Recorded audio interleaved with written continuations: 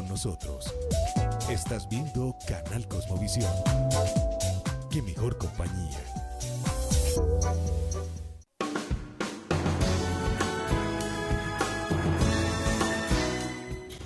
Tenemos un invitado hoy bastante especial, porque como que desconocemos este tema y queremos profundizar con él sobre esto. Cristian Mancera. ¿Y quién es Cristian Mancera? Es concejal, no precisamente concejal de alguna ciudad de Colombia. Es concejal del área 11 en Miami-Dade, en ese territorio, Dade, ¿sí o no? Amplio territorio. Don Cristian, concejal, lo voy a decir concejal con el debido respeto, concejal Cristian Mancera, ¿cómo está usted? Feliz de estar aquí en Medellín con todos ustedes, esta ciudad tan bella, llena de alegrías, de cultura, de gastronomía, muy contento de estar aquí. Óigame, don Cristian Mancera, ¿de dónde es? Yo soy oriundo de la ciudad de Cali, Usted es caleño. del Valle del Cauca, pero parte, 50% es paisa. Ah, sí. Le tocó. El segundo apellido es muy paisa. Mejía. Ah, bueno, ya, Sí, ya, señor. bueno, Sí, de Mancera no hay Mejía. como- No hay como mucho Ya para no había. negarlo. Oye, y Cristian Mancera, ¿hace cuánto se fue a vivir a Estados Unidos? Porque eso pues no es que yo me vaya y estar a los 2 añitos y ya pues, a los 2 años voy a poder tener un cargo político. ¿Hace cuánto se fue usted para Estados Unidos? Bueno, creo que hay que contarlo. De Cali a los 10 años nos vamos con mi mamá y mi hermano a vivir a Nueva York. En Nueva York vivimos como 6 años. Volvemos a Cali. Estudio en Bogotá 14 años, también on and off porque siempre nos la pasamos viajando entre Estados Unidos y Colombia. Y ya en 2008 viajo a Miami, me radico en Miami en 2008, pero esa, digamos, partida en 2008 surge fundamentalmente por un tema del destino, que desafortunadamente en Bogotá fui víctima de un secuestro. Y entonces todo ese ejercicio que habíamos hecho en la época empresarial y lo que habíamos construido nos tocó truncarlo desafortunadamente y nos tocó emigrar al condado de Miami-Dade, empezar de cero. Sí. Y desde 2008 hasta la fecha he venido trabajando por las comunidades locales, sobre todo la comunidad colombiana que reside en el exterior, pero también por la comunidad en general, o sea, migrante de la zona del suroeste del condado de Miami-Dade, donde yo viviendo gran parte del tiempo, y ha sido muy bonita la experiencia porque hemos ido construyendo un tema de tejido social, pero descubriendo en el proceso de que, lo decía esta mañana en una reunión, de que todos los colombianos, independientemente de que lleven 10, 5, 20, 30 años, llevan a Colombia en su corazón, Sí, sean claro. paisas, sean costeños, sean bayunos, sean de Bogotá, donde sea. Entonces es bonito también entender cómo la gente añora volver a Colombia, la gente está siempre pendiente de Colombia. Entonces hemos construido una labor muy importante ahí en el condado y nos ha permitido llegar a esos escaños de representación popular. Cristian Mancera, ¿qué profesión tiene? Soy abogado de la Jorge Tadeo Lozano. En Estados Unidos validé el título en el Washington University en St. Louis. También tengo una maestría en liderazgo y también soy certificado internacionalmente por la Universidad de Cambridge para dictar educación para adultos. Entonces creo que tengo un background o unos antecedentes en temas educativos y legales importantes, y de ahí que parte de mi gestión como concejal y antes de eso se ha concentrado fundamentalmente en el tema de educar a la comunidad. Hemos hecho una cantidad de foros aquí en Colombia, en Cali, en Bogotá, también en la zona del eje cafetero, en donde hemos hecho, no lo he hecho aquí en Medellín, porque aquí la gente casi no se quiere ir de Medellín. Sí. Entonces hemos hecho mucha pedagogía alrededor del tema migratorio, cómo la gente puede migrar en forma ordenada y responsable, porque siempre hemos creído, al menos en mi caso personal, que la migración funciona mucho mejor cuando es planificada, cuando se hace correctamente, y en ese orden de ideas hemos venido trabajando en los Don últimos Juan, años. enseguida usted pregunta que usted tiene ganas de su pizzería ya en caso de que cambie aquí el Sí, gobierno. sí, Oigan, ¿y sí, usted de qué puede partido hacer es? física. Registrado republicano, Republicano. ¿Y cómo se metió usted en la política en Estados Unidos? Hay veces uno pensaría que es como vetada para los latinos, pero no. No, pero espere, lleguemos primero a esto. ¿Cómo se mete y cómo logra? Que uno hay veces pensaría, pues ahora están de moda, Marco Rubio, Bernie Moreno, hay unos personajes colombianos, bueno, Bernie es colombiano y Marco Rubio es Cubano-americano. Cubano-americano. ¿Cómo logra usted entrar en ese asunto de la política? Porque es que hay un tema puntual, y es que desde muy niño he tenido tal vez la versión de los dos mundos, tanto de Colombia como de Estados Unidos. Tener la posibilidad de hablar el idioma, de entender la cultura, poder adaptarse es algo clave. Pero siempre he tenido la característica, y le cuento rápidamente una anécdota, cuando llego a Nueva York a mis 9 años, se abre la posición de presidente del Consejo Estudiantil de ese colegio en Nueva York, en donde había tal vez 1.200 estudiantes. De los 1.200, 1.000 eran judíos, o sea, blancos, y el resto éramos latinos, chinos, rusos, afro, en fin. Y yo digo, bueno, yo me quiero lanzar a esa posición, porque pues igual yo hablaba el idioma, yo tenía, o sea, no tenía ningún impedimento para hacerlo. Y me dice el compañero de estudio, me dice, hey, tú no vas a poder ganar porque no te conoce nadie. Entonces le digo yo, bueno, no importa, pero vamos a presentar la propuesta. Nos hemos lanzado, hemos hecho campaña, ¿no? Y entonces cuando llegó la hora de hacer el discurso, o sea, plaza pública, en el teatro ahí con todo el colegio presente, yo hago un discurso, un niño de 10 años, a lo plaza pública colombiano en inglés, diciéndole a la gente, yo soy la verdadera opción, bla, bla, bla, bla. Y ganamos arrolladoramente en ese momento, que fue algo muy emocionante, pero desde muy niño me ha gustado el ejercicio político, hacer lo que yo denomino el knock knock, porque si no te anuncias, nadie sabe que vienes. Sí. Y si te abren, te puedes meter. Y si no te metes, pues tampoco hay la opción. Entonces, en Miami-Dade aplicamos la misma filosofía, de hacer knock-knock, empezar a ir a los eventos, a conocer la comunidad, a construir tejido social alrededor de eventos comunitarios, ferias de servicios para la comunidad. Entonces, poco a poco fuimos mapeando y entendiendo cómo funcionaba el tema político. Y es un condado bastante grande, lo conozco. Enorme. Es muy grande. Y un desafío también, sí, porque sí, es grandísimo. Hay una población enorme cubanoamericana que controla la gran mayoría de los puertos públicos, también haitianos, que también controlan temas de política ahí en el condado de Miami-Dade. Pero ha sido interesante ver cómo podemos llegar como colombianos. En el pasado, en mi zona, por ejemplo, un representante que se llamaba Juan Carlos Zapata, él perdió el escaño y años después hemos estado batallando para seguir representando a los colombianos ahí, porque en esa zona son 350.000 habitantes en el área 11, en el distrito 11 exactamente, y de esos 300 y pico de mil hay 15.000 colombianos, negocios de colombianos ahí. Sáquenos de una duda. Sabemos que las elecciones en Estados Unidos son muy diferentes porque son colegios electorales. ¿A usted cómo llega al consejo? ¿Eso es votación o eso es por consejos electorales? ¿Cuál es la diferencia? ¿Usted conoce cómo es la política? Claro. ¿Cuál es la diferencia? ¿A usted, ¿cuántas pueden votar por usted? Sí, o cómo se elige un concejal en Estados Unidos. La virtud o la belleza de ese sistema es que usted representa a la comunidad, usted es su jefe político, usted finalmente plantea una alternativa política y usted se presenta, porque en los cargos de concejal, comisionado, que viene a ser la versión de un diputado, sí, ¿no? Lo que es los alcaldes locales y concejales locales, no hay partido que se requiera que dé un aval para que esa persona pueda aspirar. La única, digamos, el requisito es que tenga la intención de representar a la comunidad y ya tú haces lo tuyo. O sea, ahí viene el desafío, recoger el dinero, tocar puertas, pero la labor política, como está seccionada en distritos y en zonas locales específicas, entonces tú puedes caminarte grandes extensiones de tierra, o sea, knock knock, puerta por puerta. Nosotros lo hicimos de hecho en 2020 porque aspiramos a ser diputados o comisionados en su momento. Y lo que quiero que la gente entienda, que no lo miren como diputado, como una persona que va a la asamblea estatal, no. El diputado es el que está representando a una gran extensión de tierra dentro del condado de Miami-Dade con la alcaldesa o el alcalde pues, mayor, ¿no? Sí. Porque es un poco complejo entender eso. Nos lanzamos en ese momento y nos enfrentamos a un cubano que llevaba 20 años en la silla. No ganamos en esa oportunidad, pero fue maravilloso ver de que yo financié esa campaña con mis propios recursos y cada voto me salió $1.70, invertimos como $15.000 en ese momento, pero fue interesante porque hicimos una campaña transparente, o sea, tocando puertas, sudándola, ¿no? Con un grupo de voluntarios como de 15 personas, pero no hay la necesidad de tener un aval para llegar.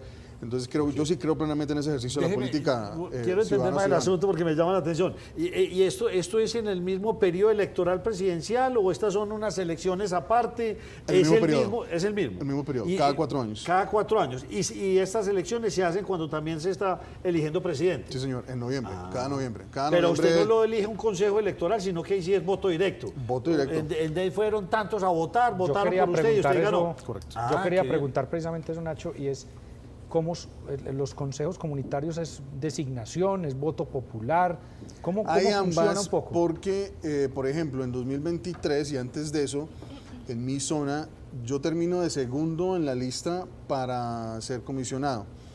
El comisionado John Martínez gana ese escaño, él saca 17.000 votos, yo saqué 5.500, pero cuando él cae en desgracia por un tema de corrupción, Entonces él sale del cargo y en ese momento él se había encargado tenía ahí un conflicto por el tema del consejo, con otro concejal, había una pugna ahí política. Entonces el consejo prácticamente no estaba funcionando con mayorías, no había número impar para poder hacer las votaciones. Y eso generó que cuando sale el comisionado, el gobernador tenía que tomar una decisión de hacer una elección especial.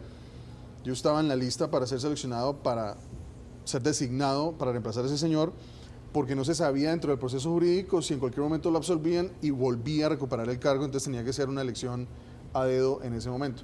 Se eligió a otra persona y esa persona a su vez, por también, o sea, designio del gobernador, nombró a los concejales que hacían falta y ahí entro yo en esa elección especial.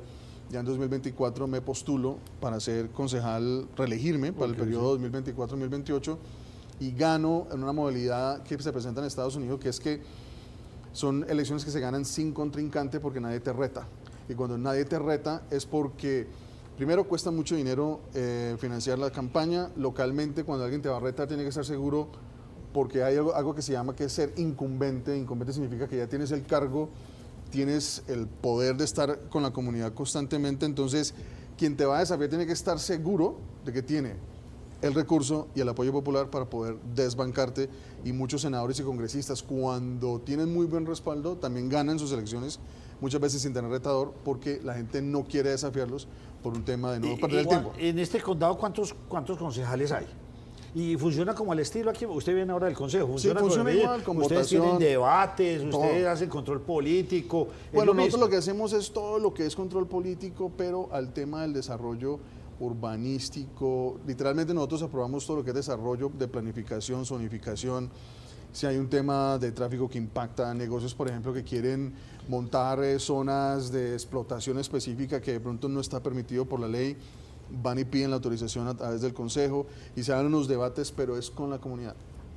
Porque realmente la que hace el control político es la comunidad, porque la comunidad va y están todos ahí al frente tuyo y están exigiendo que o se vote, o se vote a favor o en contra de un proyecto específico. ¿Y en el caso suyo cuántos concejales son en el condado? En mi zona somos 7. ¿Qué es un condado? ¿Es como un barrio de Medellín o qué es un condado? No, un condado es una zona amplia de territorio que vendría a ser lo que puede ser Bogotá, que es un distrito que tiene diferentes localidades, como para que lo entiendan. Ok. Pero es una zona amplia de territorio donde hay 13 distritos. Esos 13 distritos se dividen Cada uno tiene sus concejales, cada distrito. Sí, claro, pero es un poco complejo de entender porque hay zonas incorporadas y no incorporadas. Las zonas incorporadas tienen alcaldías y su propia policía.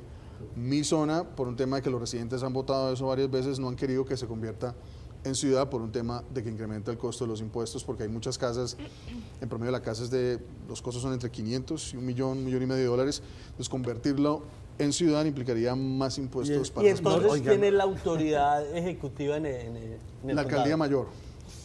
El alcalde del condado. Un cambio de esos, o sea, la gente puede, no me vuelva a condado porque si no tengo que pagar más impuestos. Se puede. Obvio. Wow. Y te pueden sacar de tu cargo de elección popular porque dicen, ¿cómo así que vos querés montar una ciudad? ¿Nos vas a incrementar los impuestos? Ok, listo. Entonces, cuando llegue el día de la votación, la comunidad es la que va y te saca. Entonces, sí hay un control directo por parte de la ciudadanía y control político que hace la comunidad. Si el político no cumple, al día que llegue la hora de la votación, lo sacan. Pregunta, señor. En el caso suyo, son 7 concejales. ¿Cuántas personas aspiran a esos 7 puestos? Están divididos por precintos. Entonces, yo me hago elegir, por ejemplo, por el precinto o la zona 114, que está dentro del distrito 11, porque todo está dividido. Cuando yo llego al consejo, represento a los 4 distritos que hacen parte de esa zona 11. Pero hay un concejal, por ejemplo, que sale electo por la zona 111, y ese concejal, mientras viva en esa zona, será electo solamente por esos votantes, y estamos hablando de 30.000, 50.000 La habitantes. pregunta es que usted compite aspirar? con muchos. Hay muchos aspirantes a los consejos allá, ¿no? A veces se presentan 3 o 4. Bueno, Y cada uno tiene un tema en particular. Por ejemplo, acá en la ciudad de Medellín, un concejal tiene un tema de atención a la niñez. Allá, ¿cada uno tiene un tema o...? Cada quien asume el tema dependiendo lo que esté pasando en cada zona de esa comunidad. Como son extensiones de tierra tan amplios, Entonces tú asumes qué pelea vas digamos, a tomar, o qué lucha vas a tomar. Hay concejales que asumen la lucha de los migrantes, otros que asumen la lucha de los pequeños empresarios. Yo he hecho todo el trabajo que es promover la pequeña empresa, lo que es promover los negocios de colombianos y venezolanos y cubanos dentro del distrito, porque creo en el tema empresarial y el tema de la seguridad como pilares de comunidad primero. Entonces hemos estado concentrados en eso y yo me concentro en generar conexiones de valor entre empresarios que están en el condado y empresarios de afuera. De hecho, el objetivo de venir a Medellín, pero también lo hemos hecho ya en Cali y en el Valle del Cauca, es conectar a los empresarios de las regiones de donde viene esa diáspora que yo represento con empresarios locales en el condado de Miami-Dade para poder que hagan sinergia o se conecten o lo que se llama el matchmaking y podamos generar comercio, porque uno de los desafíos que he encontrado como representante local es que hay una percepción muy errada de lo que es Colombia, de lo que puede ser Medellín, lo que puede ser Cali. Entonces a veces le dicen a uno, uy no, pero vamos a ir a Cali, vamos a ir a Medellín, eso sí seguro por allá. Y entonces le toca a uno entrar a hacer toda la explicación, porque desafortunadamente los medios de comunicación a veces venden ese lado oscuro de estas ciudades tan bellas. Y hay realidades que tenemos que enfrentar aquí localmente hablando, de acuerdo, pero hay un gran potencial económico de esa diáspora que estamos buscando conectarla con la gente que está aquí localmente, los emprendedores. Andrea, espere, que Andrea se está... Pero si a ustedes eso le suma que el gobierno de los Estados Unidos le da una advertencia a sus ciudadanos de no visitar ciudades como Cali, le pone un reto mayor. Yo le quiero hablar un poquito del tema político, concejal Cristian. Durante mucho tiempo se nos vendió un relato que nos hacía difícil entender que un latino fuera republicano. Usted es un latino republicano. ¿Cómo van esos dos términos de la mano? Esos términos van de la mano porque creemos en el orden y la ley. Y hay una percepción errada que se ha creado, sobre todo en algunos países latinoamericanos, y también porque hay la percepción de que Estados Unidos tiene la obligación, por ser un país de inmigrantes, en aceptar a todo el mundo sin importar cómo llegue, si llega con documentos, si llega verificado o no. Y lo que pasa es que durante muchos años el sistema se ha abusado de manera, despiadada. Y entonces no solamente por colombianos, sino por diferentes nacionalidades, y eso ha hecho que hoy por hoy esta administración haya llegado no a hacer nada distinto, que es simplemente aplicar la ley y empezar a exigirle a la gente que haga las cosas correctamente. Entraron alrededor de 15 millones de personas en forma irregular. Eso tuvo un impacto en las localidades, incluida la mía, en donde los altos costos de vivienda, de comida, de acceso a oportunidades de trabajo, todo eso impactó a comunidades migrantes, por ejemplo, de colombianos que pueden llevar 20 años o 15 años trabajando, que fueron allá, se quedaron, se radicaron, han construido una vida dentro de la legalidad. Pero ya no les da para vivir allá, porque es que Miami está costoso. Claro, pero eso no ha pasado. solamente por el migrante latino y no porque todos los norteamericanos que se bajaron a la península. Pero eso ha tenido una influencia porque ese influx de personas que llegaron, estamos hablando, a Miami llegaron alrededor de casi 400.000, 300.000 personas de sopetón. Sí. Entonces eso hace que todos los precios se incrementen. Ahora estamos viendo el efecto contrario, es en la medida en que la gente se está yendo o la están removiendo o les están dando salida voluntaria, ya empieza a ver usted cómo los arriendos, las viviendas empezaron a bajar. Costos de vivienda empezaron a bajar. Una casa de $500.000 que antes valía $250.000, ya empezó el descenso. El descenso, gracias.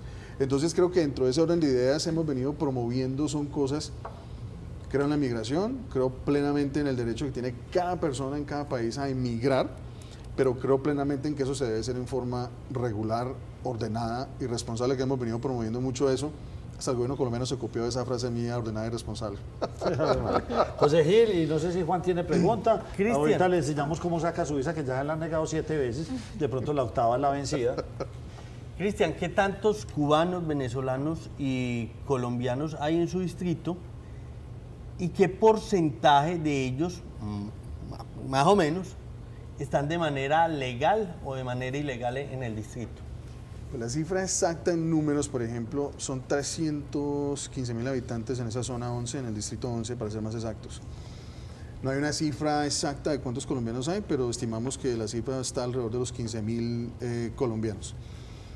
Entre venezolanos en el condado de Miami-Dade en su total, hay alrededor de 300.000 venezolanos que han llegado. Antes eran 100.000. Wow. Bastantes. Y cubanos, obviamente, en todo el condado de Miami-Dade hay casi como 2 millones. De la zona de Sarasota, al norte, en nuestra Tampa, aquí va a ser alrededor de 1.250.000 colombianos. En el condado de Miami-Dade hay alrededor de 300.000 colombianos que están legalmente constituidos. Entonces hay una diáspora, hay un grupo de colombianos interesante, venezolanos, cubanos, y obviamente otras nacionalidades, sin mencionar los haitianos, que entre otras cosas nos dan ejemplo de lo que es una comunidad organizada. Ellos obviamente han llegado y a pesar que vienen de un país con poca educación y poco desarrollo, pero se saben ordenar muy bien comunitariamente y tienen representantes, tienen alcaldes, tienen concejales, comisionados en todos los condados desde Miami-Dade, Broward y West Palm, y son una masa poblacional bien interesante desde el aspecto político y comunitario y cómo se apoyan entre sí. Los colombianos obviamente se han demorado un poquito más pues porque a veces no logramos superar esos temas desde aquí de Colombia, que es que si pensás distinto entonces no me caes bien o no te invito, en fin, todo ese tipo de vainas, pero hemos tratado, al menos nosotros desde nuestra oficina, de promover a la comunidad y tratar de instalar la idea de que a pesar que a veces somos diferentes, tú puedes ser republicano, puedes ser demócrata, pero al final tenemos intereses comunes porque vivimos en esa misma zona del condado de Miami. Y es muy alto el porcentaje de personas que están de manera ilegal, irregular, o sea que ya se les... ¿Qué presentó el fenómeno migratorio de la pasada administración? Mucha gente entró con solicitudes de asilo, no. Del 100% de esas solicitudes, digamos que un 10%, un 15% eran solicitudes reales, o sea, con temas reales. El resto, o sea, que el gato me persiguió y entonces quiero asilarme. Y entonces dentro de ese escenario, mucha gente que hoy por hoy tiene casos creíbles de asilo, están siendo desestimados porque el sistema tal vez ve en que hay una generalidad de casos donde son tan fantasiosos que finalmente le aplican la regla general, como volvemos a lo mismo de justos pagos por pecadores. Pero se ve el impacto, porque mucha gente que ha sido removida, a pesar de aquellos que tenían permisos de trabajo, están siendo removidos y se empieza a ver el impacto en los negocios. No hay, por ejemplo, suficiente mano de obra para Yo vi los en meseros. imágenes en construcción, la claro. construcción, vi obras frenadas en Miami. De acuerdo. ¿Por qué? Porque no había mano de obra. No hay mano de obra. Entonces el impacto se va a empezar a ver, pero eso también va a llevar a que el gobierno empiece a dar apertura a esas visas temporales que se han venido hablando, que se han debido promover mucho más en el pasado, pero pues yo creo que también hace parte, hay un proyecto de ley que se llama el Proyecto Dignidad, de la representante María Elvira Salazar, que es un proyecto interesante que le permite a muchas personas que llevan muchos años en Estados Unidos quedarse, siempre y cuando demuestren que han sido personas, pues, o sea, correctas, honestas, que no han cometido delitos, pero todavía no ha habido el apoyo político alrededor de eso, porque ahora el gobierno está en el proceso de remover toda esa gente que entró en forma irregular a través de esos 3 o 4 años de la administración Joe Biden. Sigue con nosotros. Estás viendo Canal Cosmovisión. Qué mejor compañía.